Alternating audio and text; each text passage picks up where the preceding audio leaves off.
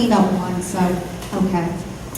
That's probably why the league decided to take no position. It's just It's unenforceable. because it's unenforceable.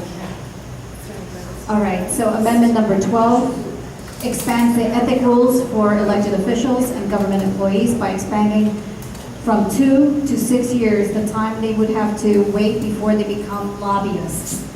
So right now, if you're a state legislator and you leave, you become a lobbyist. Now this is changing it so that you have to wait 6 years before you become a lobbyist. Here's the funny part, though. I've written about this recently. Judge Gallon, a retired circuit court judge in Medina County, and I worked together on trying to change the ethics rule, because the truth is, you can be a lobbyist while you're a legislator right now, in effect. I'll give you an example. Back when Marco Rubio was Speaker of the House, okay, when he was a legislator, just the early, before he was Speaker, he had an extremely unremarkable legal career. As he moved up through the ranks a little bit, he eventually had a job where he was making in the low 6 figures as an attorney. When he became Speaker of the House, he quickly got snapped up by one of the biggest lobbying law firms in the state at a salary of $435,000, despite no relevant experience. The reason being, he can't officially lobby for an issue that he's taken with that firm. But why do you think they did that? Because how much easier do you think it is to get lobbying business when you say, well, the Speaker of the House is on staff, right? And there is no sunshine law among the state legislators. They can talk. They're usually roommates when they're in Tallahassee. So he could abstain from a vote, even if he says there's a conflict because of his firm. But if he could, pump hands for a couple days before the vote comes up and get, 40 or 50 more people on board with it, that's an effective lobbyer. That's the thing that we should actually be changing, is that you cannot be employed by a firm that has registered lobbyists if you're a member of the House or the Senate. So it's interesting. I'm not against that at all, but just don't mistake that. We already have lobbyists serving in Tallahassee. Greg Stubbe, same thing. We brought that out, that when he was serving in the House and running for Senate now, they had it right on his firm's website about his connection to Tallahassee and how great that was. So they were marketing it. So it's of tremendous value to these people to be associated with that. So that's just a little nugget for you. It's still, this is still pretty good. Yeah, no, I'm totally in favor of this. I'm just saying that the irony is that they can actually do it while they're in office. And then, so the last amendment on this list is Amendment 13, and that's the one that bans wagering on any type of dog racing by 2020, December 2020. So that one seems to be a good one to support as well. So I hope we didn't confuse you with all the ballot amendments. Oh, did I miss one? I just said that one. Okay. Sorry. So, there's still a lot we have to wait for to see what other people's positions are. Like I said, I did some research. There's not too many people who come out to talk about what they feel about each amendment, and I really strongly suggest that you look at your favorite groups and see what their stands are.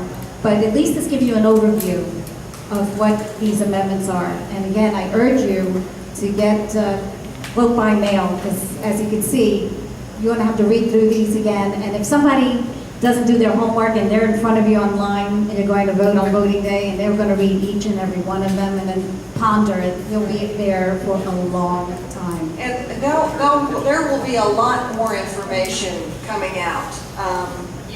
There'll be websites, the league will have stuff, there'll be pros and cons. This is still fairly early in the process. I think I gave 30 speeches between July and October in 1998 all over the state, just doing pros and cons. So you will have more opportunities. You will be some of the first people now to have really kind of heard parts of this, but there's still time to really look at it and to hear the pros and cons and make up your mind. That's true, because as you saw when we talked about Amendment 1, I was told one thing and then we get clarification. So as people learn more and more people chime in, you'll get to know more and more about what these amendments are and then make your positions known. Hopefully, this is an analysis that was put out by the Florida House of the 13 proposed amendments in 1998. And it has all the wording, every pro, every con, the cost to, possible cost to the state. So I would hope this kind of document is going to be out and available on the internet later on. This was done September 1st, 1998. So again, keep looking. There'll be much more information. And I'd like to add one thing about the voting by mail. How many of you do not vote by mail, if I might ask? That's not. Okay, well, one of the things that you might consider is when you sign up for that with the supervisor of elections, they will automatically send you every ballot for every election that you're eligible to vote in for a period of 2 years or 4 years or something like that. So it does simplify. You don't have to do it every time. Once you sign up, it will just appear in your mailbox. You don't have to vote by mail just because you get the ballot. But you can at least study the ballot and choose whether you're going to vote by mail or you're going to trek down to your polling place. So. If you truck down to your polling place, bring your ballot with you. And you can, thank you, yes, take the ballot with you to the polling place if you decide to vote by personal appearance as opposed to the 50-cent stamp or whatever. But if you can turn it in, but if you're just going to go to your polling place on election day, they will let you vote even if you signed up for vote by mail. They know whether or not your ballots come in. Because I know my husband did that the last time. I pinned his ballot on the bulletin board and then couldn't find it in plain sight, and he had to go in and vote, and he had no problem. If I may, we're talking about obviously the November election for these. Right. But I think it's important that everybody also know that, because we were introducing some of the candidates this evening at the outset of the meeting, that there is a primary on August 28th.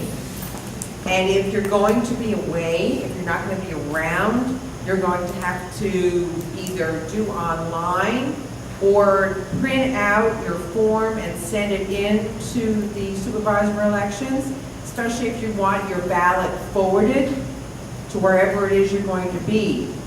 And they mail these things out starting on July 28th. So we're under the gun right now. So if you want to get your information and you want to be able to vote in this primary, make sure you take care of that. CONA supports the voting by mail, or at least getting the ballot by mail so that you can study this. The real problem with a long list of amendments like this is the fact that a voter going in trying to read these amendments sees one or two phrases that trigger an emotional response or sympathy or something like that. And that's the unfortunate thing that is going on with the wording of many of these amendments and the grouping of them, so that there may be something very important that you care quite a bit for or against, and yet it's tied with something that you have completely opposite feelings about. Don't figure that it's going to be more important to go for the thing that you care about, because additionally, any one of these issues can be brought back to the voters again in the future as a single amendment. Well, I want to thank you all very much.